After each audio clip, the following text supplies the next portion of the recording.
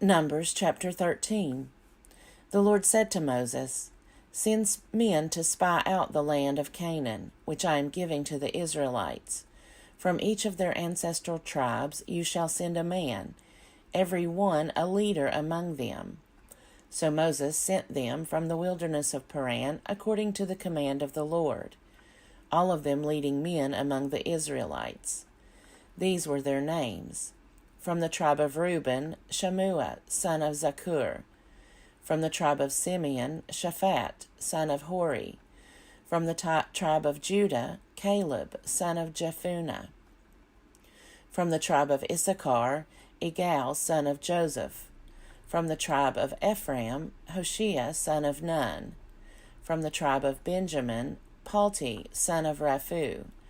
From the tribe of Zebulun, Gadiel, son of Sodi. From the tribe of Joseph, that is, from the tribe of Manasseh, Gadi, son of Susi.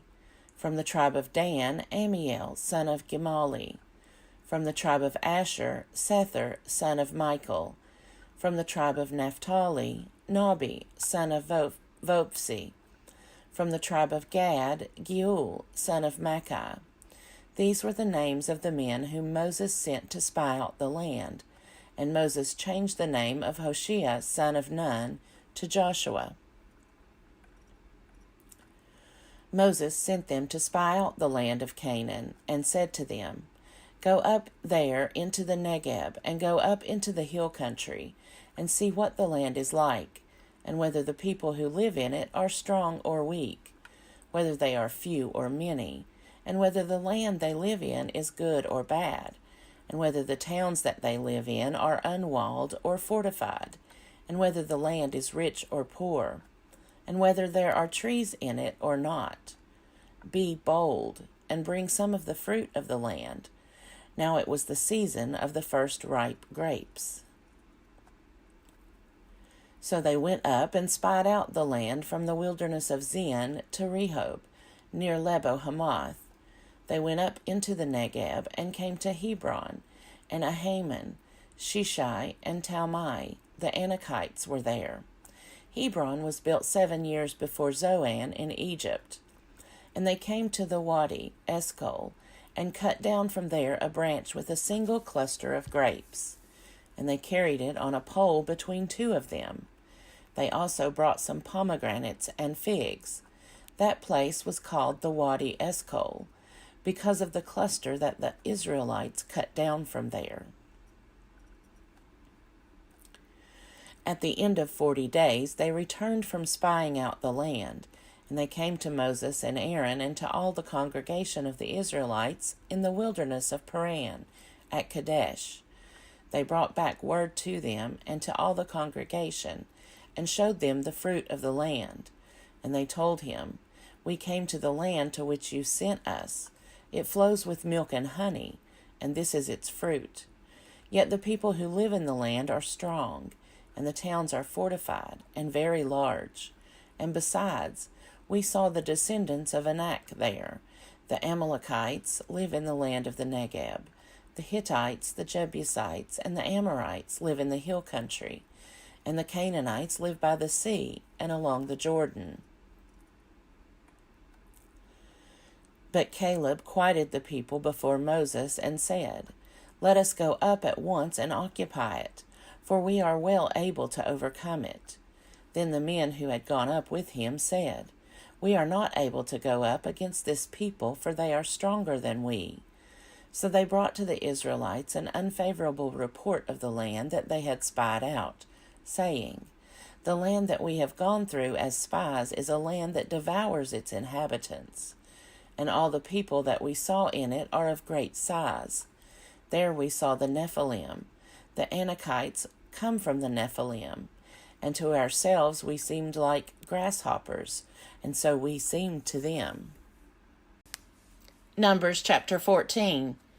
Then all the congregation raised a loud cry, and the people wept that night.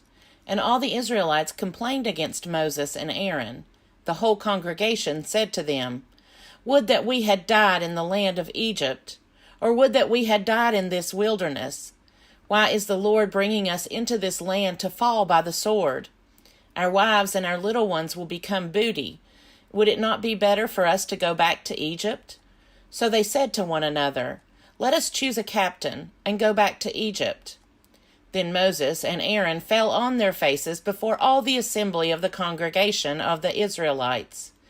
And Joshua son of Nun and Caleb son of Jephunneh, who were among those who had spied out the land, tore their clothes and said to all the congregation of the Israelites, "The land that we went through as spies is an exceedingly good land.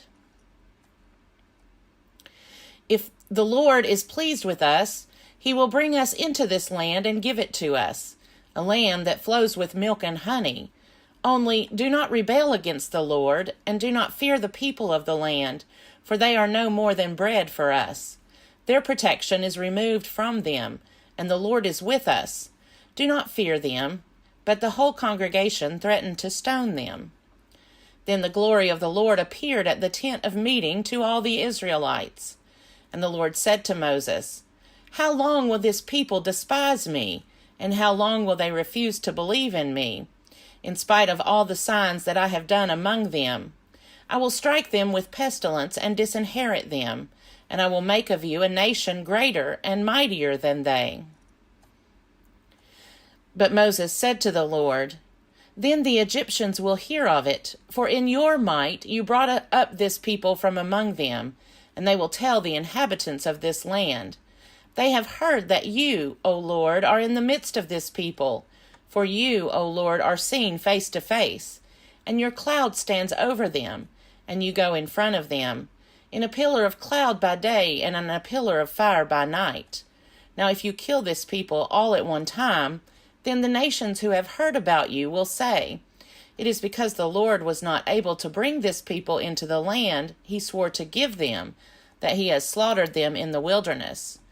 And now, therefore, let the power of the Lord be great in the way that you promised when you spoke, saying,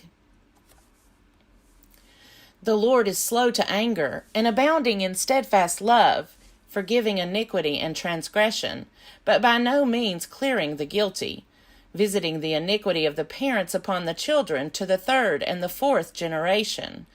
Forgive the iniquity of this people according to the greatness of your steadfast love, just as you have pardoned this people from Egypt even until now.'"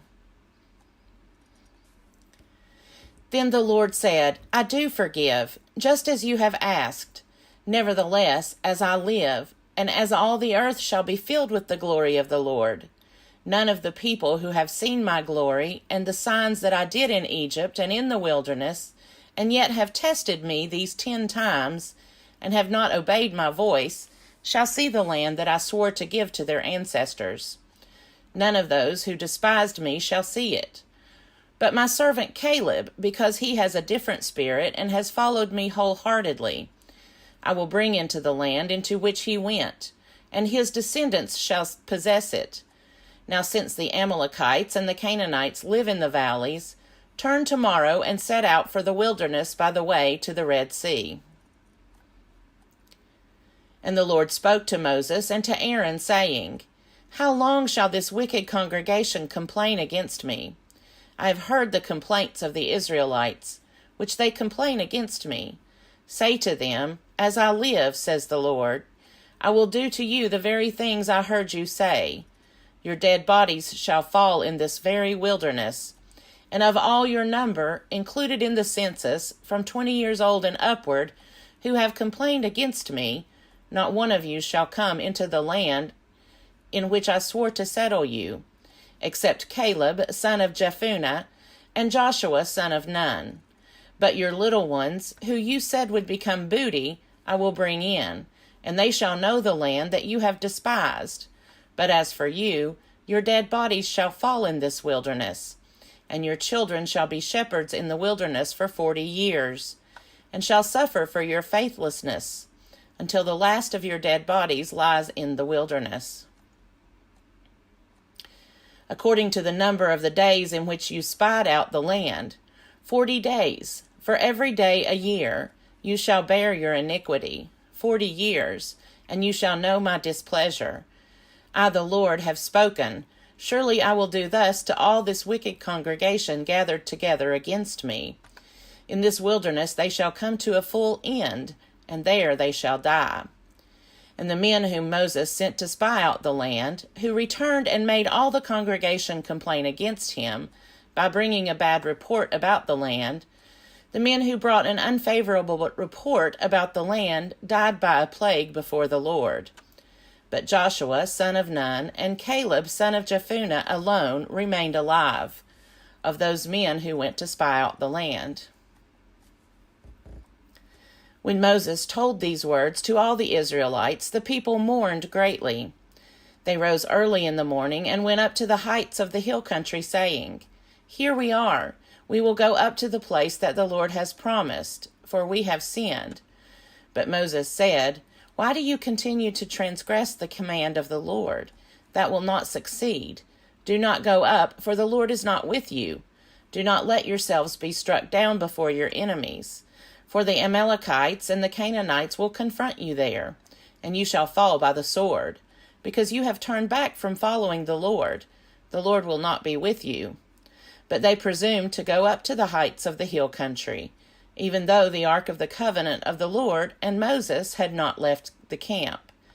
Then the Amalekites and the Canaanites who lived in that hill country came down and defeated them, pursuing them as far as Hormah.